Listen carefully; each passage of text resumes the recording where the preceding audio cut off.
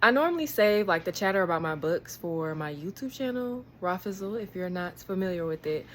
But I just had to stop and say this. I'm currently listening to and reading The Heaven and Earth Grocery Store by James McBride. This will be my second James McBride book this year.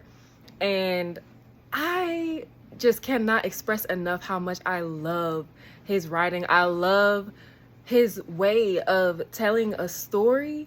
I understand for some people, like, his writing may be a little hard to get into, but it's just the way that he pieces it together. You have to remain patient because I promise at the end it'll all make sense.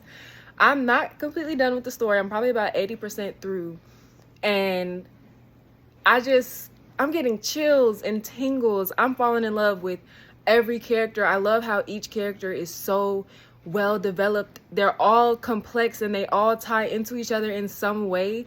I love the way that James McBride depicts community and how he emphasizes the importance of community. If you've read or listened to Deacon King Kong by James McBride, he highlights the same thing in that story. And I just want to say, I'm so glad that I took the time to read/listen to this book right now at this point in my life, because it's really touching my heart. Like, I'm almost done, and I'm not ready to be done because I'm not ready to depart from the story, from the characters. I'm so attached, and I had this same experience when I was reading Deacon King Kong.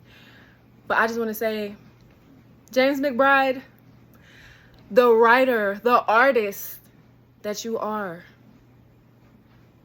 he is now becoming one of my auto-buy authors for sure. I have to go to the bookstore and get the physical book of The Heaven and Earth Grocery Store. And if you haven't read it already, I highly, highly, highly, highly, highly recommend picking that one up and giving it a chance. Like, this is a classic for me. And I'm not even done yet, but it's definitely considered a classic in this household.